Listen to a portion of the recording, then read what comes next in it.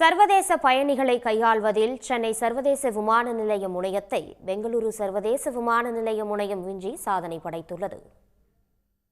சர்வதேச பயணிகளை கையாள்வதில் நாட்டிலேயே 3வது இடத்தில் இருந்த சென்னை சர்வதேச விமான நிலையம் தற்போது 4வது இடத்திற்கு தள்ளப்பட்டுள்ளது.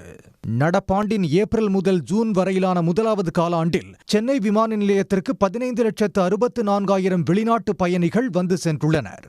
கடந்த ஆண்டு இதே காலகட்டத்தில் சென்னை விமான நிலையத்தின் வளர்ச்சி 6% ஆனால் நடப்பு நிதியாண்டின் 1வது காலாண்டில் பெங்களூரு கெம்பேகவுடா சர்வதேச விமான நிலையம் 17,33,000 வெளிநாட்டு பயணிகளை கையாண்டு சாதனை படைத்துள்ளது.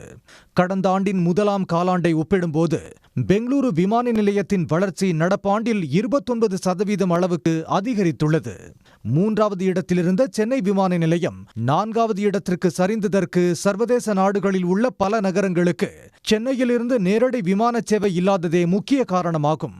அதே நேரம் பெங்களூரு விமான நிலையத்திலிருந்து உலகின் பல்வேறு முக்கிய நகரங்களுக்கு நேரடி விமான சேவைகள் உள்ளன. உலகின் முக்கிய நகரங்களுக்கு செல்லும் பயணிகள் சென்னையிலிருந்து பெங்களூருவுக்கு சென்று அங்கிருந்து புறப்பட்டு செல்கின்றனர். சென்னையிலிருந்து அனைத்து முக்கிய நகரங்களுக்கும் விமான சேவையை தொடங்கினால் மட்டுமே வெளிநாட்டு பயணிகளை அதிக எண்ணிக்கையில் கவர முடியும். உடனுக்குடன் செய்திகளை தெரிந்து கொள்ள சன் நியூஸ் பெல் ஐகானை கிளிக் பண்ணுங்க.